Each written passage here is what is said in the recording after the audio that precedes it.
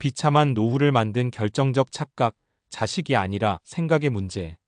애만 잘 키우면 노후는 괜찮겠지. 솔직히 이 생각 한 번쯤은 다들 해보지 않았을까? 젊을 때는 하루하루 먹고 사는 게 바쁘고 집 사고 애 키우다 보면 은퇴는 너무 멀게 느껴진다.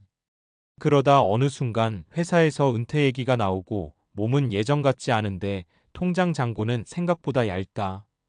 그때 비로소 불안이 시작된다. 노후가 비참해지는 이유를 흔히 이렇게 말한다. 자식이 잘 안 돼서 그래. 연금이 부족해서 그래. 운이 없어서 그래. 그런데 조금만 깊이 들여다보면 진짜 문제는 따로 있다. 노후를 힘들게 만드는 결정적 원인은 자식이 아니라 우리가 오랫동안 당연하게 믿어온 생각이다. 이 생각들이 쌓이고 굳어지면서 은퇴 이후의 삶을 스스로 좁혀버린다. 착각 1. 자식이 내 노후를 책임져 줄 거야. 이건 가장 흔하면서도 가장 위험한 착각이다. 예전 세대에서는 어느 정도 맞았을 수도 있다. 부모를 모시는 게 당연했고 자식 수가 많았고 사회 구조도 지금과 달랐다. 하지만 지금은 완전히 다르다. 요즘 자식들은 자기 먹고 살기도 버겁다. 집값, 교육비, 노후 불안까지 짊어지고 있다. 이런 상황에서 부모의 노후까지 책임지길 기대하는 건 현실을 외면한 생각에 가깝다. 게다가 자식에게 기대는 순간 관계도 미묘하게 변한다. 도움을 받는 쪽이 되는 순간 말 한마디도 눈치를 보게 된다. 사례 1. 60대 초반에 은퇴한 A씨는 아들만 믿고 개인연금 가입도 미뤘다. 아들은 대기업에 다녔고 결혼도 잘했다. 문제 없을 거라 생각했다. 하지만 몇 년 뒤 아들이 명예퇴직을 당했고 대출이 남은 집과 아이 교육비에 허덕이게 됐다. 그 순간 A씨는 깨달았다.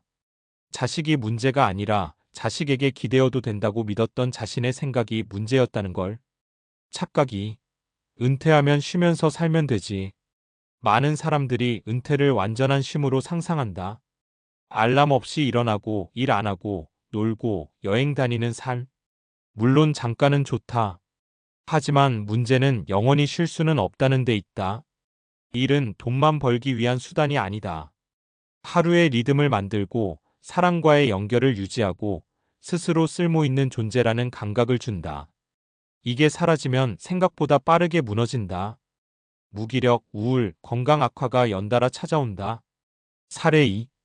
공기업에서 정년퇴직한 B씨는 이제 좀 쉬자며 1년을 거의 집에서 보냈다.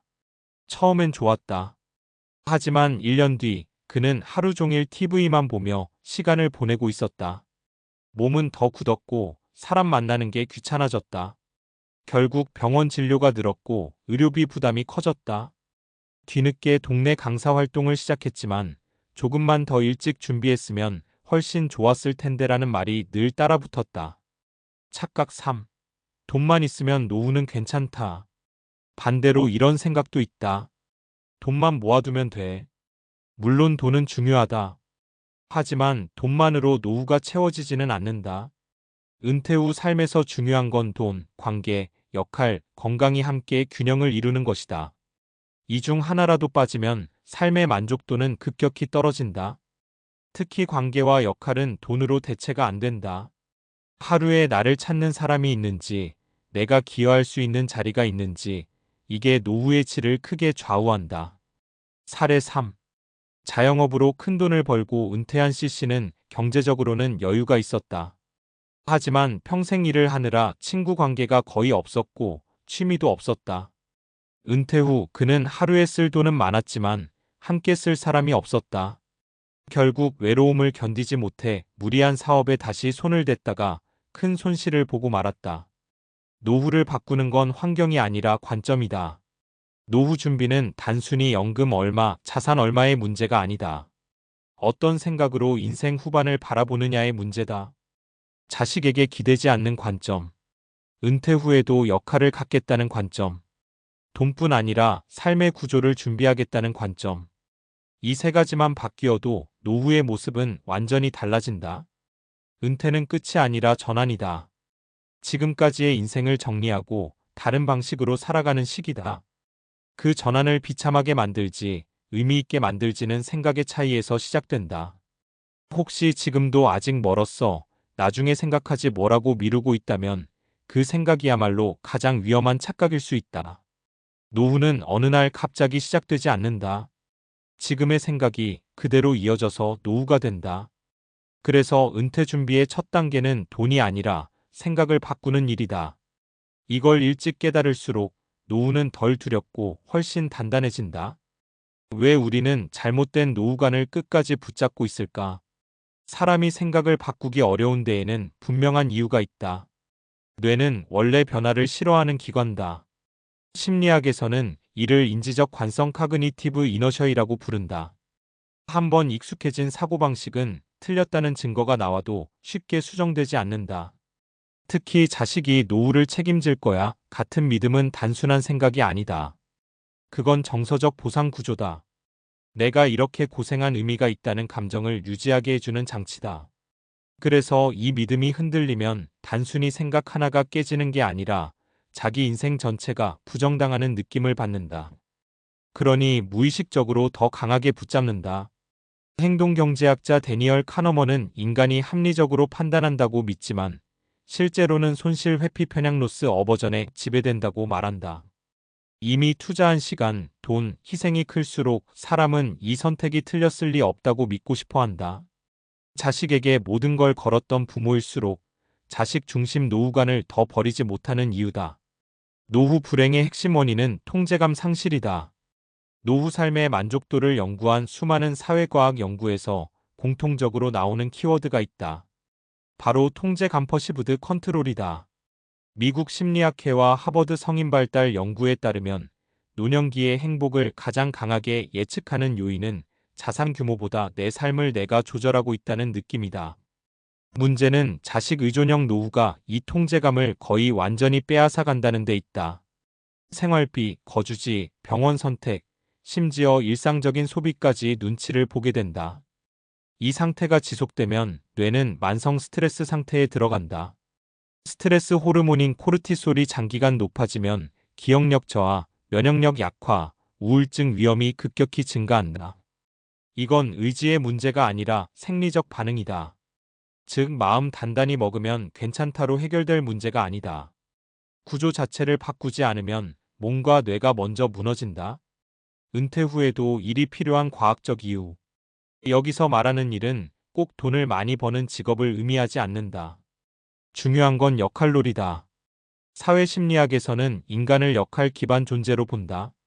우리는 누군가의 직원, 동료, 전문가, 기여자일 때 자존감이 유지된다. 일본의 노인 연구에서 흥미로운 결과가 있다. 은퇴 후에도 주 1015시간 정도 사회적 역할을 가진 노인은 그렇지 않은 노인보다 치매 발병률이 현저히 낮았다. 이유는 간단하다. 역할이 있는 사람은 매일 결정하고 생각하고 책임지는 과정을 반복한다. 이게 전두엽을 지속적으로 자극한다. 반면 이제 할 일 없다는 상태는 뇌에게 퇴화를 허락하는 신호와 같다. 뇌는 쓰지 않으면 빠르게 기능을 줄인다. 근육이랑 똑같다. 돈보다 먼저 설계해야 할 건 생활 구조다. 은퇴 준비를 이야기하면 대부분 숫자부터 꺼낸다. 연금 얼마, 자산 얼마, 월 생활비 얼마. 물론 필요하다. 하지만 과학적으로 보면 생활 구조가 먼저 설계되지 않은 돈은 오래 못 간다. 행동과학에서는 이를 라이프 스타일 인플레이션이라고 부른다. 시간은 많아지고 목표는 없고 소비는 감정에 의해 결정된다. 이때 돈은 삶을 지탱하는 자원이 아니라 공허함을 잠시 덮는 도구로 쓰인다. 여행, 쇼핑, 투자 과열이 반복되는 이유다. 반대로 은퇴 후에도 일주일에 몇 번은 나가야 할 곳이 있고 누군가 나를 필요로 하고 내가 배워야 할 게 있는 구조. 이게 먼저 만들어진 사람은 소비가 안정된다. 돈을 쓰는 기준이 명확해지기 때문이다. 결국 노후를 망치는 건 준비 부족이 아니라 사고의 지연이다. 많은 사람이 이렇게 말한다. 지금은 여력이 없어. 조금만 더 벌고 나서 생각할게. 하지만 생각을 미루는 동안 뇌는 기존의 사고방식을 더 단단히 굳힌다.